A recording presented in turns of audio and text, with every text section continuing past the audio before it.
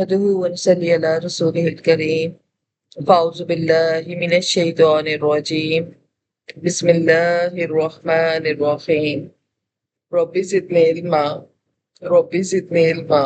رب زدني علما. رب يسر ولا تؤثر وتمم بالخير وبك نستعين. رب اشرح لي صدري ويسر لي أمري واحلل عقدة من لساني يفقهوا قولي. ربنا لا تزغ قلوبنا بعد إذ هديتنا. آمین ثم آمین. السلام علیکم ورحمۃ اللہ وبرکاتہ.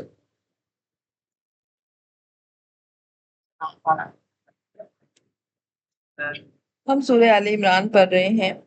سورہ آل عمران قرآن پاک کی تیسری صورت ہے. نزول کے اعتبار سے 89 ہے، 200 آیتیں ہیں، 20 رکوع ہیں. اس کا نام آل عمران، عمران کا خاندان، حضرت عیسیٰ علیہ السلام کے نانا پر رکھا گیا کیونکہ اس میں حضرت مریم اور حضرت عیسیٰ کی پیدائش اور ان کے جرنی کو ذکر ہے، اور ان تمام سوالات کے جواب ہیں جو کہ آپ صلی اللہ علیہ وسلم کے پاس نجران کے عیسائی لے کر آئے تھے. یہ صورت بنیادی طور پر دو موضوع پر تفصیل سے بات کر رہی ہے. ایک حضرت عیسیٰ علیہ السلام اور دوسرا غزوہ احد. الحمدللہ ہم اس کی 176 آیات مکمل کر چکے ہیں. آج ہم اس کی آیت نمبر 177 سے پڑھیں گے، اور ان آیتوں میں بھی ہم وہی بات پڑھیں گے کہ ہمارا اللہ کے حکم کو انکار کرنا یا اللہ کے حکم میں پھیر پھیر کرنا اور چالاکیاں کرنا اور اپنے فائدے کے لیے اللہ کے حکم کو چھوڑ دینا، اس سے اللہ کا کوئی نقصان نہیں ہوتا. اللہ کے دین پر عمل کرنے والے بہت سے لوگ موجود ہیں، اللہ کا نام بلند کرنے والی کی ایک پوری جماعت موجود ہے. ہمارا کام نہ کرنے سے دین کو یا اللہ کا کوئی نقصان نہیں پہنچتا، نقصان ہمارا اپنا ہوتا ہے. اور یہی پیغام اللہ تعالیٰ تمام انسانیت کو دے رہے ہیں. اور آیت نمبر 176 سے منسلک ہی آج کی آیات ہیں. ہم نے اس آیت میں یہ پڑھا تھا کہ اللہ رب العزت انسانوں کو، خاص طور پر منافقین کو، وہاں پر یہ پیغام دے رہے تھے کہ وہ لوگ جو ظاہری طور پر تکالیف کو دیکھ کر کفر کی باتوں کی طرف جلدی بچانا شروع کر دیتے ہیں، اور منافقین، خاص طور پر منافقین جو ذرا سا مسلمانوں کا ہلکا پلہ دیکھتے ہیں تو کفر کی باتیں کرنے لگ جاتے ہیں، اور وہ لوگ اللہ کے دین کو چھوڑنے میں ایک لمحے کی دیر نہیں کرتے ہیں تو وہ اللہ کا ذرہ برابر بھی کوئی نقصان نہیں کرتے. اور ان کا اس طرح دین سے پھر جانا، ان کا اس طرح مسلمانوں کا ساتھ چھوڑ دینا، مسلمانوں کے اندر ہوتے ہوئے بھی مسلمانوں کے ساتھ ایسی باتیں کرنا جس سے ہمت ٹوٹ جائے، تو آپ صلی اللہ علیہ وسلم ان کی حالت کو دیکھ کر غمزدہ نہ ہو. تو یہ آیتیں بظاہر یہ اعلان کر رہی ہیں کہ انسانوں کا کفر، انسانوں کی منافقت سے دین کا نقصان نہیں ہوتا ہے، ان انسانوں کا اپنا نقصان ہوتا ہے. اور اس کے ساتھ ساتھ حضور صلی اللہ علیہ وسلم کے دور میں ایسے لوگوں کا موجود ہونا، حضور صلی اللہ علیہ وسلم کی جماعت کے اندر داخل ہو کر پھر بھی یقین نہ کرنا، تو یہ حضور صلی اللہ علیہ وآلہ وسلم کے لیے بہت دکھ کا باعث تھا. تو اللہ تعالیٰ نے حضور صلی اللہ علیہ وآلہ وسلم کو یہاں پر تسلی دی ہے کہ آپ ان پر غمزدہ نہیں ہو، آپ ان کی حرکتوں پر غمزدہ نہیں ہو، بلکہ یہ خود بد نصیب ہیں، اس لیے کہ یہ اپنے لیے خود جہنم کو کما رہے ہیں. انہیں بظاہر یہ لگتا ہے کہ دنیا بڑی ان کے پاس جمع ہو گئی ہے، یہ دنیاوی طور پر کامیاب بھی ہوتے ہمیں نظر آتے ہیں، کیونکہ اللہ کو پھر ان کی پرواہ نہیں رہتی. اور جس کو اللہ کو، جس کی پرواہ نہ رہے نا، اللہ اسے دنیا وافر مقدار میں دینا شروع کر دیتا ہے تاکہ وہ اسی میں مصروف رہے، وہ اللہ کی طرف متوجہ نہ ہو. یہ بڑے ہی ظرف والے لوگ ہوتے ہیں اور بڑے ہی کمال درجے کو پہنچے ہوئے لوگ ہوتے ہیں جن کے پاس دنیا تو آ رہی ہو لیکن وہ اللہ کے احکامات کو نہ چھوڑیں. بہت بڑی بات ہوتی ہے، کیونکہ دنیا کا آنا ایک بہت بڑی آزمائش ہے. مال و دولت کا آنا ایک بہت بڑی آزمائش ہے. مال و دولت کا آنا برا نہیں ہے، بلکہ مال و دولت کے آنے کی وجہ سے جو غفلتیں انسان کو ہو جاتی ہیں، وہ غفلت انسان کو جو ہے وہ بہت بڑی آزمائش کی طرف لے جاتی ہیں.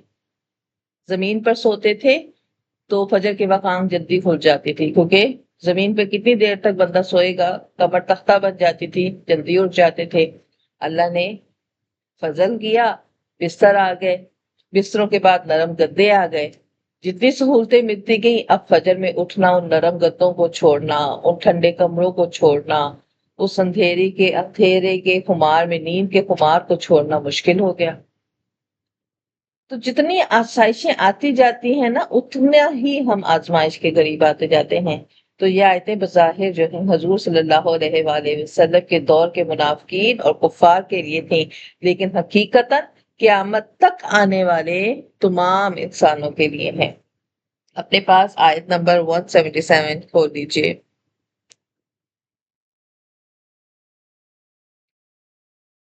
اعوذ باللہ من الشیطان الرجیم. بسم اللہ الرحمن الرحیم. ان الذين اشتروا الكفر بالإيمان لن يضر الله شيئا ولهم عذاب أليم.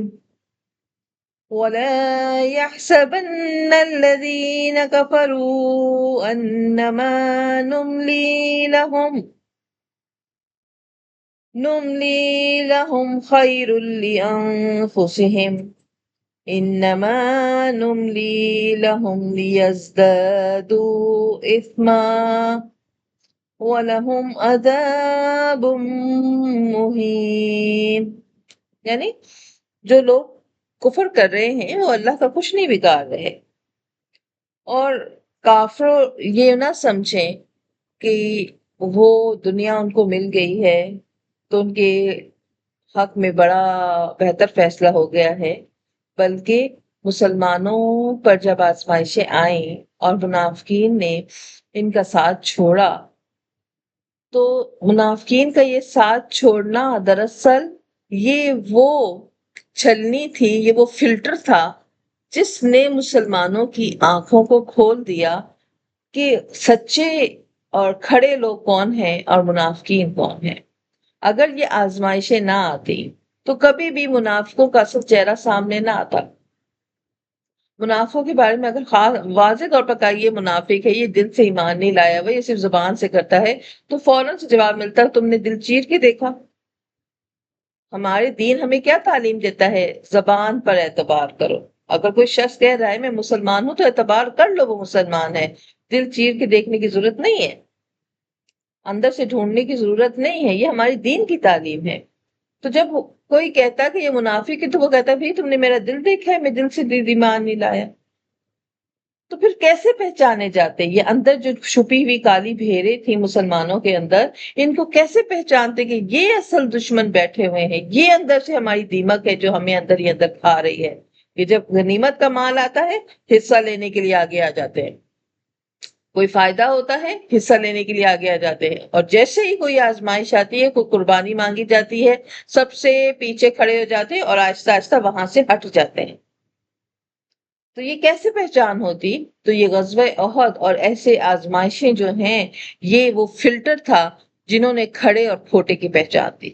جس طرح ہم آٹا چھانتے ہیں نا، چھنی ہوتی ہے، تو اس سے جو نیچے صاف آٹا ہوتا ہے وہ نیچے چلا جاتا ہے، اوپر کنکر، کوئی کیڑا، کوئی سونڈی ہوتی ہے وہ اوپر چھلنی کے اوپر آ جاتی ہے تاکہ وہ زہریلی یا وہ گندی چیز اس آٹے میں مکس نہ ہو، نقصان نہ دے. تو بالکل یہ جو آزمائشیں ہوتی ہیں نا انسان کی زندگی میں، یہ آزمائشیں انسان کو بتاتی ہیں کہ مشکل میں میرے ساتھ کون کون کھڑے تھے. مشکل کا ساتھی خالص ہوتا ہے، یہ بات یاد رکھے گا. مشکل میں چاہے وہ آپ کے لیے صرف دعا کے ہاتھ کھڑے کر رہا ہے، آپ کی ہمت افزائی کر رہا ہے، آپ کی ہمت توڑ نہیں رہا، تو وہی اصل ساتھی ہے۔ تو ان آزمائشوں نے بتایا کہ ہم مسلمانوں میں سچا کون ہے اور ہم مسلمانوں میں جو ہے وہ جھوٹا کون ہے۔ تو انسان جب فائدہ دیکھتا ہے نا کہ اس کی ذرا سی چالاکی کرنے سے، منافقت کرنے سے انہیں فائدہ ہو رہا ہے، تو پھر اللہ تعالیٰ ان کو مہلت دیے رکھتے ہیں۔ یہ مہلت اس وجہ سے نہیں دی جاتی ہے کہ وہ توبہ کر لے۔ کافر کو مہلت دینا، اللہ چاہے نا، جب کوئی انسان کہتا ہے میں نہیں مان رہا، تو اللہ چاہے تو اسی وقت اس کی روح قبض کر سکتا ہے، اس کی بولنے کی طاقت سلب کر سکتا ہے، لیکن اللہ ایسے نہیں کرتے۔ اسلام کے خلاف باتیں کر رہے ہیں، مسلمانوں کے چھرے گھونپ رہے ہیں، اللہ چاہے تو آسمانی عذاب آئے، سب کے سب فنا ہو جائے، اللہ نہیں کر رہا۔ اللہ چھوڑے ہوئے ہے، رسی ڈھیلی چھوڑے ہوئے ہے۔ اللہ دنیا میں دو طرح کے لوگوں کی رسی ہمیشہ ڈھیلی چھوڑتے ہیں، ان کی پکڑ جلدی نہیں کرتے، ایک ظالم اور ایک کافر۔ ان دونوں کی رسی ہمیشہ ڈھیلی رہتی ہے، کرو کرو کرو کرو کرو کرو، یعنی وہ اپنے گناہوں میں اتنے ڈوب جاؤ کہ تمہیں بخشنے کا اب کوئی واسطہ نہ رہے، تمہاری بخشش کا کوئی ذریعہ نہ رہے۔ تو دراصل یہ مہلت جو ہوتی ہے نا، اللہ کن فیکن کی ہستی والے ہیں، اللہ فوراً پکڑ رکھنے والے ہیں، لیکن اللہ پکڑ نہیں کر رہے، مہلت دیے ہوئے ہیں۔ تو یہ مہلت دراصل ان کو گناہوں میں ڈبونے کے لیے ہے، کہ دنیا کی کامیابی دیکھتے ہوئے وہ کھبتے چلے جا رہے ہیں، وہ ڈوبتے چلے جا رہے ہیں، اور بڑے ہی خسارے کا سودا ہے۔ ان آیتوں میں جو تیسری چیز آج ہم بات کریں گے، کہ جو لوگ اپنے ایمان کے بدلے کفر کو خریدتے ہیں نا، یہ بڑا خسارہ کرتے ہیں۔ ایمان کے بدلے کفر کو خریدنا تھوڑا سا فائدہ نظر آ رہا ہے، تھوڑا سا سکون نظر آ رہا ہے، ابھی نیند آ رہی ہے، نہیں آنکھ کھل رہی، فجر کی نماز جا رہی، یار خیر بعد میں اٹھ کے پڑھ لوں گی، ابھی طبیعت نہیں صحیح۔ فائدہ کیا تھا؟ وہ نیند کا وہ لمحہ، وہ آنکھیں بند ہونا، وہ سکون۔ آنکھ کھل جاتی، ہو سکتا ہے سر میں درد ہو، اس خوف سے، اس نقصان کے ڈر سے اپنا نقصان کر بیٹھے، ایمان کا سودا کر بیٹھے، انکار کیا نا فجر کی نماز سے۔ آپ کا 5 وقت میں ایک نماز کا نہ پڑھنا انکار میں اندر داخل ہے۔ متقی مومن جو ہوتا ہے وہ احکام فرائض میں انکار نہیں کر سکتا۔ اور پھر سے آگے پھر بہت بڑی بڑی مثالیں آ جاتی ہیں دنیا میں، ظاہری طور پر تھوڑا سا فائدہ ہے۔ آج میرے پاس شام کو ایک بچی کی کال آئی، اس کے شوہر نے اسے 3 طلاقیں دے دی، اور 3 طلاقیں دینے کے بعد اس کو اس کے گھر بھی بھیج دیا۔ جب وہ بچی اپنے گھر آ گئی تو گھر والوں کے رویے، بھائی بھابھی، کیونکہ ہم ایسے معاشرے میں رہ رہے ہیں جو کہ جہالت کا معاشرہ بن چکا ہے، جو کہ 1500 صدی پرانے معاشرے سے بھی بدتر ہو چکا ہے۔ ہمارے ہاں بیٹیاں بوجھ سمجھی جاتی ہیں، اگر ایک دفعہ رخصت کر دیا تو اب اس بیٹی کا حق ماں باپ کے گھر پر نہیں رہتا ہے، اب وہ واپس نہیں آ سکتی۔ اس کو یہ کہا جاتا ہے، ہم ایکسٹریم لیول پر جانے والی قوم ہے۔ یا تو بیٹیوں کو اتنا پوچھیں گے کہ ان کو بسنے نہیں دیں گے، یا تو بیٹیوں سے اتنا کنارہ کش ہو جائیں گے کہ وہ انہیں کوئی جلا کے مار دے تو پرواہ بھی نہیں کریں۔ ہم ایکسٹریم لیول کی قوم ہے، ہم میاں نبی کے راستے پر چل ہی نہیں سکتے۔ تو جب وہ بچی گھر پہ آئی، بھائیوں کا رویہ، شور شرابہ، ایک دن ہوا، دوسرے دن سب نے ساتھ دیا، تیسرے دن پھر اس کے بچے سب کو بوجھ لگنے لگے، اور بچی کی جو آواز تھی، اس کے اندر جو تکلیف تھی، اس نے مجھے پوری رات سونے نہیں دیا۔ اس کی تکلیف سے میں ساری رات کروٹیں بدلتی رہی، مجھے اپنے گھر، جسے میں اپنی جنت کہتی ہوں، مجھے اس گھر کا کوئی گوشہ اچھا نہیں لگ رہا تھا۔ وہ بچی یہ کہتی ہیں کہ میرے بچے میرے ہی گھر والوں کو برے لگنے لگے اور انہیں واپس بھیجا جانے لگا۔ جب واپس بھیج دیا گیا، مجھے 2-3 دن تک سلیپنگ پلز دی گئی تاکہ میں ہوش میں نہ ہوں۔ جب میرے شوہر پر بچوں کا بوجھ پڑا تو وہ منکر ہو گیا کہ میں نے طلاق نہیں دی، اور وہ اپنے والدین کے ساتھ آ گیا کہ یہ بہانہ کر رہی ہے، میں نے تو ایسے کچھ کہا ہی نہیں۔ اب میرے گھر والوں نے مجھے زبردستی میرے شوہر کے ساتھ بھیج دیا، لیکن مجھے اللہ سے ڈر لگتا ہے۔ مجھے بتائیں میں کیا کروں؟ میرے پاس اس کا کوئی جواب نہیں تھا، میں اس بچی کو کیا کہتی؟ اور مزے کی بات، انہوں نے ایسے مفتی بھی ڈھونڈ لیے جنہوں نے انہیں فتویٰ دے دیا کہ بھی طلاق نہیں بھی۔ تو یہ فتوے دینا ایک لفافے کی خاطر، یہ اپنی بچیوں کو جانتے بوجھتے اللہ کے احکام کے خلاف ایک غیر مرد، نکاح کا رشتہ ختم ہو گیا، وہ نامحرم ہے، اس کے ساتھ زنا کی زندگی پر مجبور کر دینا، ایسے والدین کا کیا فائدہ؟ اس سے بہتر تھا وہ زمین کے اوپر نہ ہو، زمین کے اندر چلے جائیں۔ ایسے بھائیوں کی غیرتوں کا کیا فائدہ جو اپنی بہن کو مجبور کر رہے ہیں زنا کے اوپر؟ 2 وقت کی روٹی کھاتی نا زیادہ سے زیادہ، زنا تو نہ ہوتا۔ سب مجرم ہوں گے، اللہ کی عدالت میں کھڑے ہوں گے، یہ کوئی عام بات نہیں۔ پھر ہم کیا کہتے ہیں، اس کا اور اس کے شوہر کا مسئلہ ہے، ہم کیا کر سکتے گے؟ ہم کیا کر سکتے؟ یہ ہے، ہم کیوں کافروں کی طرف جائیں کہ انہوں نے اپنے ایمان، ہم اپنے اندر مثالیں ڈھونڈیں۔ ہر گھر کی کہانی ہے، ہر گھر میں یہ مثالیں موجود ہیں کہ ہم اپنے ایمان کے بدلے کفر کو خرید رہے ہیں۔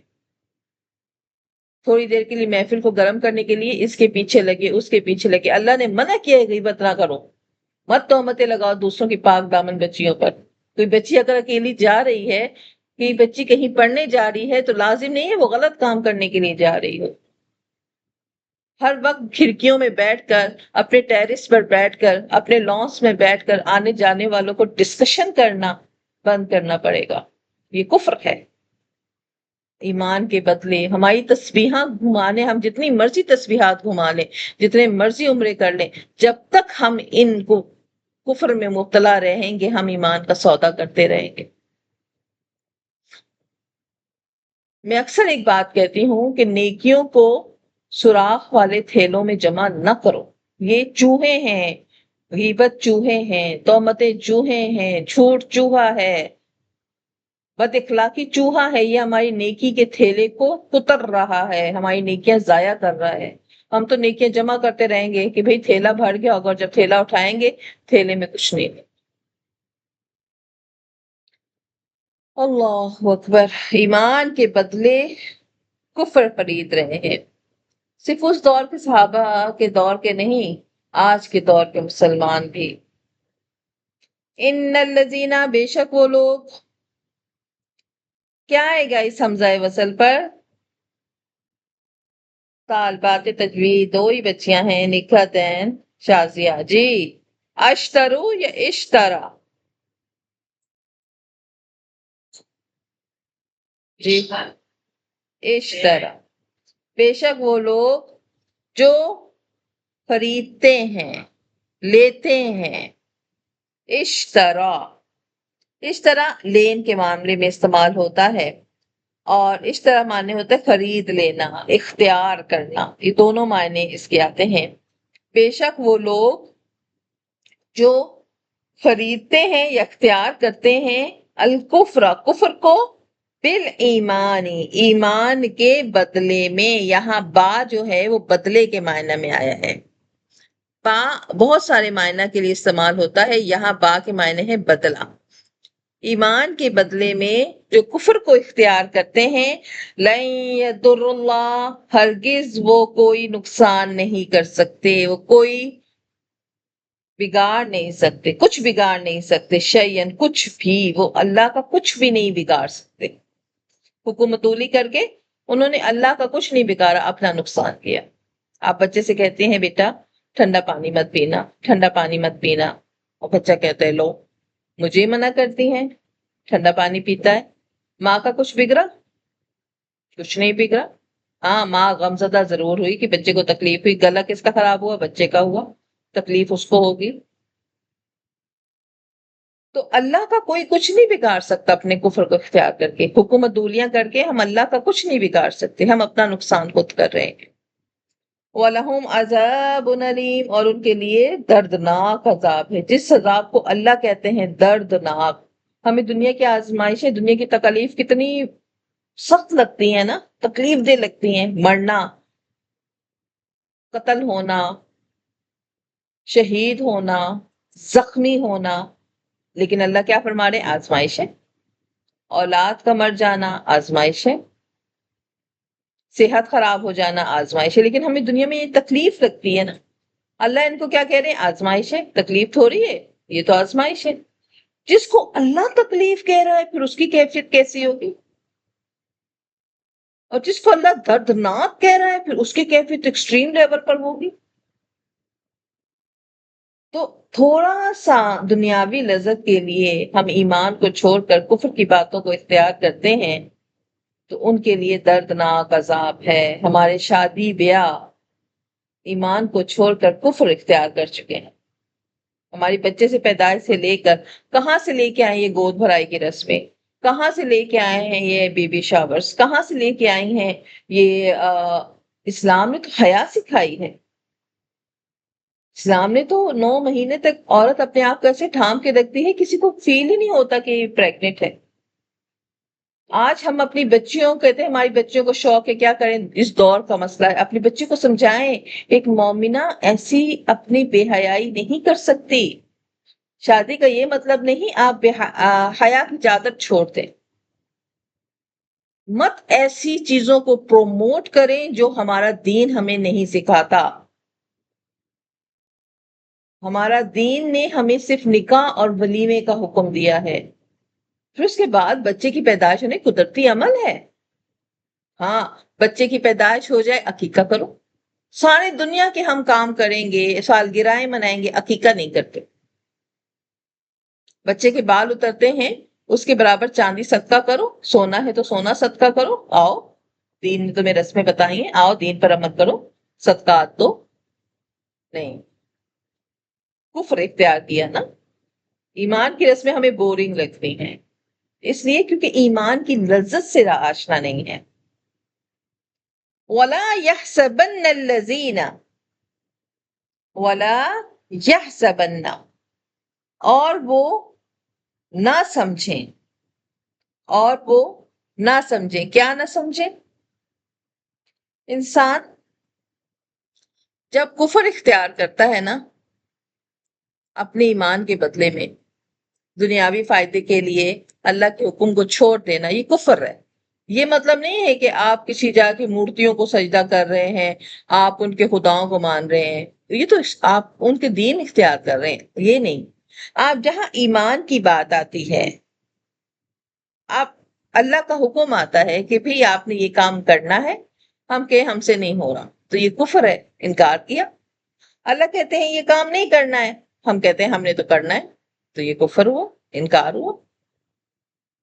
تو جو کوئی اپنے آپ کو کفر کی طرف لے کے جاتا ہے، انکار کی طرف لے کے جاتا ہے، اللہ اور اس کے رسول سے انکار کرتا ہے تھوڑے سے فائدے کے لیے، تو اس کا نہ صرف دنیا میں وہ اللہ کی رحمت سے محروم ہوتا ہے بلکہ آخرت کی تباہی اور دردناک انجام بھی اس کو ملتا ہے. اللہ کا دین جو ہے نا وہ محفوظ ہے، وہ بے نیاز ہے، اسے ہماری ضرورت نہیں ہے. اس کے لیے جماعتیں بنی ہوئی ہیں ہر دور میں. مجاہدین کی جماعت، ہم کہتے ہیں ہم مجاہدین، ہمارے بیٹے جہاد میں نہیں جا سکتے. کیا مجاہدین ختم ہو گئے؟ لڑنے والے ابھی بھی لڑ رہے ہیں. ہمارے بچے حافظ قرآن نہیں بن سکتے، آگے مستقبل نہیں نظر آ رہا، حافظ قرآن اب بھی بن رہے ہیں. ہمارے بچے مولوی نہیں بن سکتے، عالم نہیں بن سکتے کیونکہ انہیں کمانا ہے. گھر کون سنبھالے گا؟ مولوی کا کیا فیوچر ہوتا ہے؟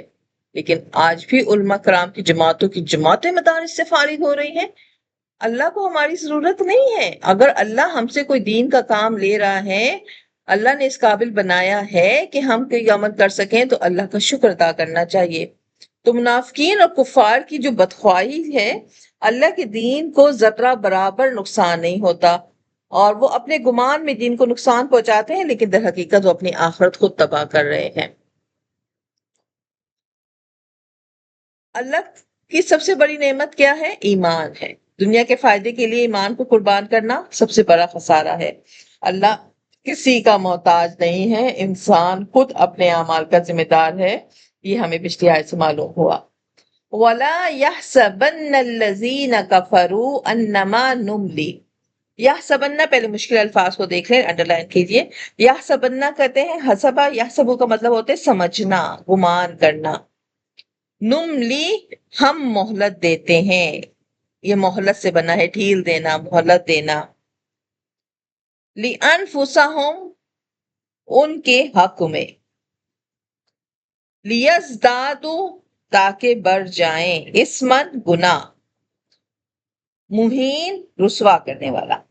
وَلَا يَحْسَبَنَّ الَّذِينَ، اور یہ نہ سمجھیں وہ لوگ، کفروا جو کافر ہیں، کافر یہ نہ گمان کریں کہ انما نملی لہم، کہ ہم نے ان کو مہلت دی ہے، خیر لانفسہم، یہ ان کے حق میں ہے۔ جو مہلت ان کو دنیا میں، عذاب ان کو فوراً نہیں آ کے، یہ مہلت سے مراد کیا ہے؟ عذاب کا فوراً نہ آنا۔ تو کافر یہ نہ سمجھیں، وہ اکثر کہتے تھے نا کہ ٹھیک ہے اگر ہم غلط ہیں، اللہ سے کہو ہم پہ عذاب نازل کر دے، جیسے آج کے لوگ کہتے ہیں کہ بھی ٹھیک ہے تم یہ کام کر لو، میں جانوں اللہ جانے، میں تمہارے بدلے عذاب چھیل لوں گا۔ تو یہ لوگ جو کافر ہیں، یہ ان کو جو مہلت دی جا رہی ہے، یعنی ان کو عذاب جو نہیں پکڑ رہا، وہ یہ نہ سمجھیں کہ یہ مہلت ان کے حق میں بہتر ہے۔ انما نملی لہم، ہم بے شک ہم انہیں جو مہلت دے رہے ہیں، لیزدادوا اسما، تاکہ وہ گناہ میں آگے بڑھ جائیں۔ صرف مہلت اس لیے ہم انہیں دے رہے ہیں کہ گناہوں میں اور بڑھ جائیں۔ وَلَهُمْ عَذَابٌ مُّهِينٌ، اور ان کے لیے ذلت والا، مہین کہتے ہیں ذلت والا عذاب۔ ظاہری طور پر اللہ کی، اس کو اگر ہم گراف بنائیں نا، تو ظاہری کامیابی دنیا مل رہی ہے، واہ واہ ہو رہی ہے، اثر و رسوخ بڑھ رہا ہے، جو چاہتے ہیں جیسے چاہتے ہیں، کیونکہ آپ کو ڈر نہیں ہوتا نا، آپ حاصل ظاہری کامیابی ہوتی ہے۔ اور مہلت، وقت بھی اللہ بڑھاتا چلا جاتا ہے، جتنا کفر میں بڑھتا چلا جاتا ہے، اللہ کی رسی ڈھیلی ہوتی چلی جاتی ہے۔ اور وہ یہ گمان کرتا ہے کہ میں اس گناہ کے کام سے اگر کچھ خیرات کر دیتا ہوں تو اللہ کو راضی کر دیتا ہوں، اور میری مال، صحت، عمر دراز ہوگی۔ لیکن حقیقت کیا ہوتی ہے؟ یہ اس کا زوال ہوتا ہے، گناہوں میں اضافہ روحانی زوال ہوتا ہے۔ اللہ مجرم کو کبھی بھی فوری سزا نہیں دیتا، اس کو لمبی عمر دیتا ہے، مال عطا کرتا ہے، تاکہ مجرم پر حجت پوری ہو، وہ گناہوں میں مزید آگے بڑھے اور اس کے حق میں کسی کی سفارش بھی قبول نہ کی جائے۔ لہٰذا دنیاوی نعمت جو ہوتی ہے نا، اس میں شکر گزاری آتا ہے، نیک اعمال میں اضافہ ہوتا ہے۔ لیکن منافق اور کافر کے لیے دنیاوی نعمت جو ہوتی ہے نا، اس کی غفلت میں، اس کے تکبر میں اور گناہوں میں اضافہ کرتی ہے۔ ایک مومن اور کافر کا فرق اگر آپ موازنہ کریں نا، دولت دونوں کو اللہ دے رہا ہے۔ مومن کی دولت اس کو شکر گزاری کی طرف لے کے آتی ہے، وہ ہر لمحے اللہ کا شکر گزار رہتا ہے، وہ اپنے نیک اعمال کو زیادہ کرنا شروع کر دیتا ہے۔ لیکن ایک کافر، ایک منافق غافل ہونا شروع ہو جاتا ہے، تکبر میں چلا جاتا ہے، گناہوں میں ملوث ہونا شروع ہو جاتا ہے۔ مومن کے لیے دنیاوی مال جو ہے آخرت کی تیاری کا ذریعہ بنتا ہے، جبکہ کافر اور منافق کے لیے دنیاوی راحت کا اور آخرت سے غفلت کا وجہ بنتی ہے۔ مومن کے لیے دنیاوی جو نعمتیں ہیں، اللہ کی رضا اور اجر عظیم اسے حتمی انجام ہوتا ہے، جبکہ منافق اور کافر گناہوں کے بوجھ اور ذلت آمیز عذاب میں مبتلا ہوتے چلے جاتے ہیں۔ عذاب مہین کہتے ہیں ذلت والے عذاب کو۔ اللہ اکبر۔ تو آیت نمبر 178 سے ہمیں کیا ملا؟ کہ دنیا کی کامیابی اللہ کی رضا کی قطعی دلیل نہیں ہوتی ہے۔ مہلت کو غفلت نہیں بلکہ توبہ کا موقع سمجھنا چاہیے، اور انسان کو ہمیشہ اپنا محاسبہ کرتے رہنا چاہیے۔ یہاں ایک شبہ یہ پیدا ہوتا ہے کہ اللہ تعالیٰ نے کافروں کو مہلت دی ہے، بہت دراز عمر دی ہے، عافیت اور راحت کا سامان ان کے پاس ہے، تو وہ اپنے جرم میں اور بڑھتے جائیں، تو پھر تو कुफार बेकसूर हुए, अल्लाह ना उनको मोहलत देता ना उनके जुर्म ज्यादा होते। तो ये अगर चंद रोज की मोहलत इज्जत से जो है उन्हें क्यों अजाब होगा, तो इसका जवाब ये है कि अल्लाह ताला नियतों को जानता है। और जब कोई अल्लाह के अहकाम का बार बार इनकार करता चला जाता है, फिर अल्लाह को उसकी परवाह नहीं रहती। और फिर अल्लाह ताला को परवाह न होने का ये मतलब नहीं कि वो अल्लाह के अजाब में पकड़ा जाता है। अल्लाह उसको मोहलत देते हैं, हो सकता है आगे उसके लिए तौबा के दरवाजे हैं, वो तौबा कर ले। तो बेशक अल्लाह ताला कुफार के अमवाल और इश्शत से उनके फख्र में, उनके तकब्बुर में इजाफा करता है, उनको तौबा की तौफीक नहीं मिलती। मा कान अल्लाहु मा कान अल्लाहु लियज़र अलमुमिनीन अला मा अंतुम अलैहि हत्ता यमीज़ अल खबीस मिनत तय्यिब। माँ नहीं, काना है, नहीं है, अल्लाह अल्लाह, लियज़र अलमुमिनीना, यज़रा कहते हैं छोड़ देने को।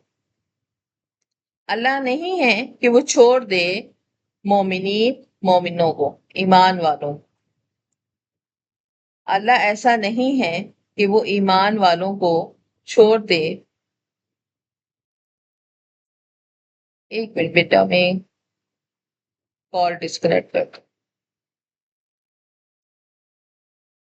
माँ कान अल्लाह, अल्लाह नहीं है, यानी अल्लाह की शान ऐसी नहीं है लियज़र अल मोमिनीना के मोमिनीन को छोड़ दे। अला इस बात पर, माँ अंतुम अलैहि कि इस हालत पर जिसमें तुम हो, हत्ता यहाँ तक के यमीज अल खबीस मिन अत-तय्यिब के अलग अलग कर दे नापाक को पाक के साथ, यानी नापाक जो लोग हैं उनको पाक लोगों से अलहदा कर दे। वमा कान अल्लाहु, और अल्लाह की शान ये नहीं है ली युतलिअकुम अलल गैबी कि आपको इत्तला करें, आगाह करें गैब पर।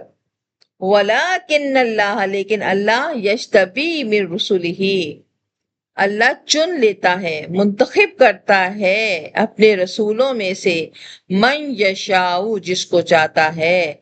फ़आमिनू बिल्लाहि व रसूलिही, बस ईमान लाओ अल्लाह और उसके रसूल पर। व इन तुमिनु, अगर तुम यकीन रखते हो, व तत्तकू, और परहेजगार हो, फलकुम अजरुन अजीम, तो तुम्हारे लिए बहुत बड़ा सवाब है। ये आयत थोड़ी सी मुश्किल है, इसको समझिए। इस आयत में अल्लाह रब्बुल इज़्ज़त ने ये फरमाया है कि अल्लाह की शान ये नहीं है कि मोमिनों को इस हालत में छोड़ दे जिसमें वो अभी हैं, और यहाँ तक कि वो नापाक को पाक से अलहदा कर दे। और अल्लाह ऐसा भी नहीं है कि तुम्हें गैब की खबर दे। अल्लाह ताला ने अपने बाज रसूलों को मुंतखिब किया है, बस अल्लाह और इसके रसूलों पर ईमान लाओ। अगर ईमान लाओ और तकवा इख्तियार करोगे तो तुम्हारे लिए बहुत बड़ा अजर है। तो ग़ज़वे अहद के बाद बाज लोगों के दिलों के हालात ज़ाहिर हो गए थे। आजमाइशों के जरिए सच्चे मोमिन और मुनाफिक को एक दूसरे से अल्लाह ताला ने मुमताज किया था। अल्लाह का यही तरीका है कि वो ईमान वालों को आजमाता है ताकि इखलास रखने वाले नुमाया हो जाएं। तो यहाँ जो अल्लाह ने फरमाया ना, ताकि वो नापाक को पाक से अलहदा करते, कि मोमिनों को अल्लाह ताला ऐसी हालत में नहीं छोड़ सकता कि उसके अंदर ही ये मुनाफिक और ये भेड़ें, काली भेड़ें अंदर बैठी रहें, बल्कि अल्लाह ताला उन्हें आजमाइशों में मुब्तला करके इस पाके और नापाक लोगों को अलहदा अलहदा करता है। तो आजमाइश मोमिन और मुनाफिक के दरमियान फर्क को वाज़ेह करती है। गैब से अल्लाह चाहे तो अपने अब यहाँ ये एक सवाल पैदा होता है कि अल्लाह अपने रसूलों को, रसूल मौजूद थे, अल्लाह रसूल वो डायरेक्ट बता सकते थे कि हाँ फलां फलां शख्स दिल से ईमान नहीं, अल्लाह तो दिलों के हाल जानता है। लेकिन अल्लाह रब्बुल इज्जत जो है गैब की बातें अपने रसूलों को भी उतनी ही बताते हैं जितनी उन्हें जरूरत होती है, क्योंकि रसूल को जितना गैब बताया गया है वो अल्लाह की अता और वही के जरिए है। लिहाजा रसूल पर जो लोग कह रहे हैं कि रसूलों को पता है, आप को पता है हम में कौन मुनाफिक है, आप उसकी निशानदेही क्यों नहीं करते हैं? इसलिए निशानदेही नहीं की जाती है कि अगर रसूल कह भी देंगे तो वो लोग इनकार करेंगे, हम तो मुनाफिक नहीं हैं। तो अल्लाह रब्बुल इज्जत ने अमली तरीके को इख्तियार किया, और अमली तरीके में आजमाइशें थी, जिहाद थे, जंगें थी।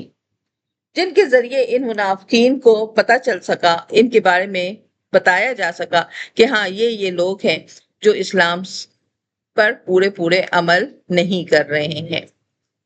تو یہ آیت جو ہے اصل میں یہ جو لی یذر المومنین، کہ مومنوں کی حالت چھوڑ دے مومنوں کو، یعنی ان کے اندر ہی یہ بھیڑیں بیٹھی ہوئی۔ اللہ ایسا نہیں چاہتا، اللہ چاہتا ہے کہ تم لوگوں کے سامنے آئیں تم لوگوں کے دشمن جو تمہاری آستینوں میں چھپے بیٹھے ہیں، یہ چاہ رہا ہے اللہ، تاکہ ظاہر کر دے مومنوں کو، وہ چھوڑنا نہیں چاہتا ہے مومنوں کو ایسی حالت میں۔ تو یہاں الخبیثہ سے مراد منافق ہے اور طیب سے مراد مومن ہے، کہ جب مخلوط معاشرہ ہے، منافق بھی ہیں مومن بھی ہیں، ایک ہی جگہ سب مل کے بیٹھے ہیں، اب کس کو منافق ہے کون مومن ہے کیسے پتہ چلے گا؟ آزمائش آئیں گی، مصائب آئیں گے، جو علیحدہ علیحدہ دونوں کو دو گروپ سے بنا دیں گے۔ مومن پاک ایک جگہ ہو جائیں گے اور جو منافق ہیں وہ ایک جگہ ہو جائیں گے۔ اللہ تعالیٰ منافقین کا نام لے کر ان کا نفاق ظاہر نہیں کرتا، اسے علی الغیب کہا گیا ہے کہ غیب کے ذریعے اللہ تعالیٰ اپنے رسولوں کو مطلع، ہاں رسولوں میں سے بعض ہیں کہ جن کو اللہ تعالیٰ غیب کی باتیں بتاتا ہے، وہ بھی ایک لمٹ تک۔ اگر اللہ بتا بھی دے اور رسول ان کو بتا بھی دے لوگوں کو، تو کیا لوگ یقین کریں گے؟ وہ کبھی بھی نہیں یقین کریں گے۔ تو علم غیب جو ہے وہ اللہ کی طرف سے دیا گیا محدود علم ہے، جو بذریعہ وحی دیا جاتا ہے۔ اللہ کے منتخب کردہ انبیاء اور رسول کو یہ علم آتا ہے۔ اللہ غیب پر براہ راست عوام کو مطلع نہیں کرتا ہے، بلکہ رسولوں کا انتخاب کرتا ہے اور ان کو اتنا ہی علم وحی کے ذریعے پہنچاتا ہے جس کی ضرورت ہے۔ ہر چیز کو، ماضی مستقبل کائنات کا سارا علم اللہ تعالیٰ کسی ایک فرد کو نہیں دیتے ہیں، یہ صرف اللہ تعالیٰ کے پاس ہے، وہ اس میں کسی کو شریک نہیں کرتا ہے۔ انبیاء اور رسولوں کو اتنا ہی علم دیا جاتا ہے جتنی ضرورت ہوتی ہے۔ تو اس آیت سے ہمیں پتہ چلتا ہے کہ آزمائشیں مومن اور منافق کے درمیان فرق واضح کرتی ہیں۔ غیب کا اصل علم صرف اللہ کے پاس ہے، رسولوں کے پاس بذریعہ وحی جتنا بتایا گیا وہ اللہ کی عطا ہے۔ اگر رسولوں کو بتا بھی دیا جائے تو لوگ یقین نہیں کریں گے نا، لہٰذا اللہ اور اس کے رسول پر ایمان لاؤ، اور اگر تم ایمان لاؤ گے اور بچتے رہو گے تو تمہارے لیے بہت بڑا اجر ہے۔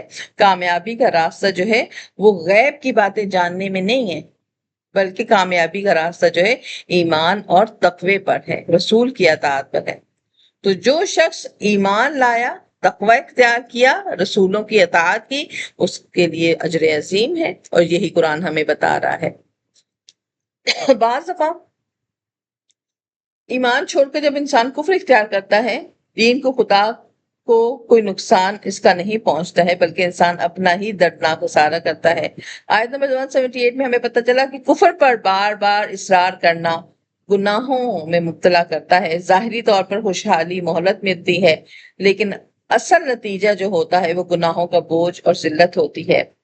اور آیت نمبر 179 میں ہمیں یہ بات معلوم ہوئی کہ ایمان کا دعویٰ عملی آزمائش ہے کی طرف انسان کو لے کے، جب بھی ہم ایمان کا دعویٰ کریں گے ہم آزمائشوں سے گزریں گے، اور جب ہم آزمائشوں سے گزرتے ہیں تو ہمارے سامنے کھرے اور کھوٹے کی پہچان ہوتی ہے، اور تبھی اللہ تعالیٰ ہمیں یہ عقل دیتے ہیں کہ اللہ کے سارے علوم کے بارے میں غیب کی باتیں اللہ نے صرف اپنے تک رکھی ہیں، لہٰذا غیب کو جاننا ایمان نہیں ہے۔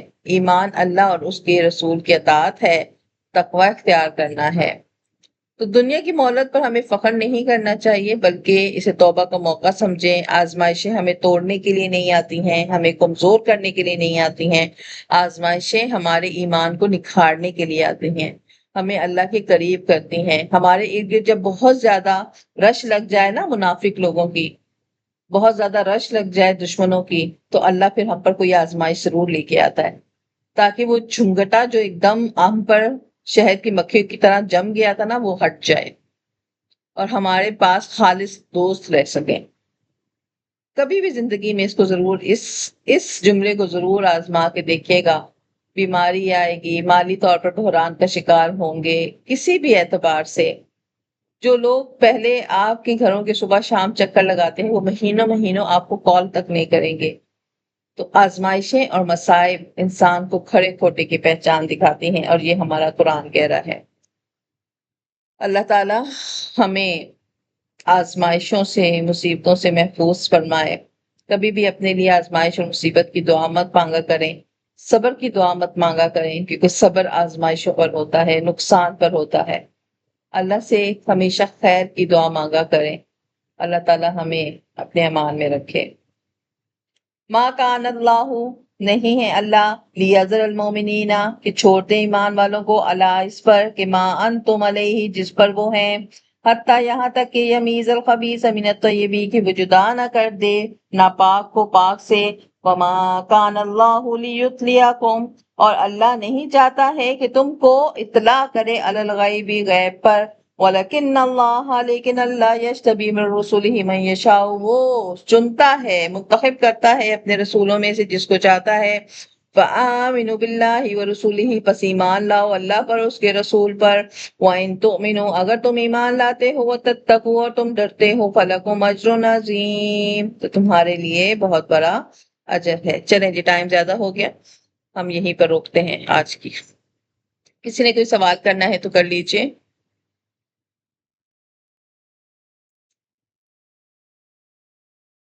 اللہ تعالیٰ ہم سب کے حق میں یہ فیصلہ فرمائے کہ اللہ تعالیٰ ہمیں بخش رہا ہے، اللہ تعالیٰ نے ہمیں بخش دیا ہے. اللہ تعالیٰ ہمیں توبہ کی توفیق عطا فرمائے. اپنے گناہوں پر شرمندہ ہو کر ہم یہ بات ریئلائز کرتے ہیں کہ ہم نے بہت سارے گناہ کیے ہیں. رب العالمین تو معاف فرما دے. رب العالمین ہم پر رحم کا معاملہ فرما، خاص کرم کا معاملہ فرما. رب العالمین ہمیں ان لوگوں میں شامل فرما جو تیری خاص رحمت میں ہیں. یا رب العالمین ہمارے لیے آسانیاں پیدا فرما. رب العالمین ہمیں قرآن اور قرآن والوں سے جوڑے رکھ. آمین ثم آمین. وآخر دعوانا الحمدللہ رب العالمین. سبحان ربک رب العزت عما یصفون، وسلام علی المرسلین، والحمدللہ رب العالمین. السلام علیکم ورحمۃ اللہ وبرکاتہ.